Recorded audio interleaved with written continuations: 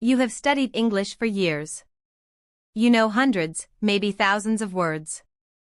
You recognize them in movies, books, and podcasts.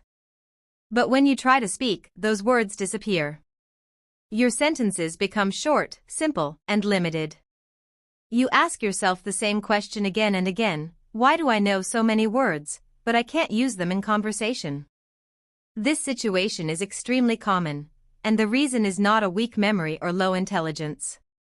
The real problem is the difference between knowing a word and owning a word. Most learners collect vocabulary the same way people collect photos. They look familiar, but they are not ready to be used in real life.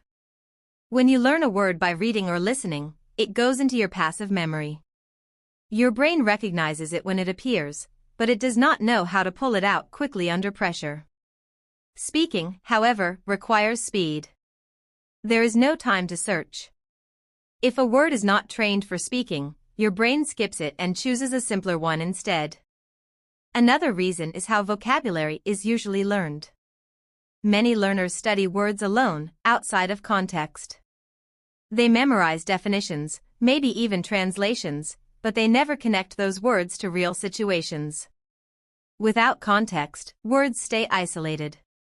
In conversation, your brain works with situations, emotions, and intentions, not with lists. Fear also plays a silent role. When you know many words, you also know which ones are advanced. You worry about using them incorrectly. That fear creates hesitation. In that moment, your brain chooses safety over variety. It prefers basic words that feel familiar, even if richer vocabulary is available. There is also the habit of overplanning. Some learners try to build perfect sentences in their head before speaking. This mental editing process blocks natural flow. While you are checking grammar and word choice, the conversation moves forward without you. The key to activating vocabulary is repeated, low-pressure use. Words become usable only when your brain feels safe using them. Speaking alone, shadowing audio, summarizing stories aloud, and creating personal sentences are powerful tools. These activities remove judgment and allow words to move from passive to active memory. Another golden strategy is narrowing your focus. Instead of trying to use all your vocabulary, choose a small group of words and use them repeatedly over several days. Repetition in different sentences creates strong mental connections. Your brain starts offering those words automatically when you speak. Hearing yourself use new words also matters. When you say a word aloud, your brain stores it differently. It becomes a sound, a movement, an experience. This physical connection makes recall faster in real conversations.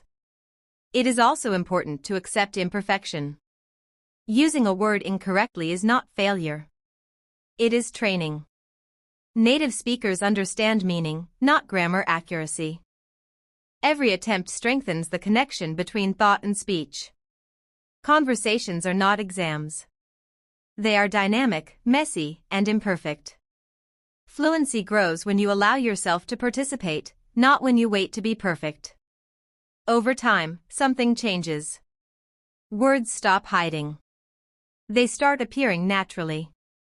You no longer search for them. They come when the situation calls for them. This is not magic. It is the result of correct practice. If you know many words but cannot use them yet, it means you are closer than you think. The foundation is already there. You just need to train your brain to trust your voice. Vocabulary becomes powerful only when it is used. And the only way to use it is to speak, even when it feels uncomfortable. That discomfort is not a sign of failure. It is a sign of growth. Your words are waiting. You just need to invite them into the conversation.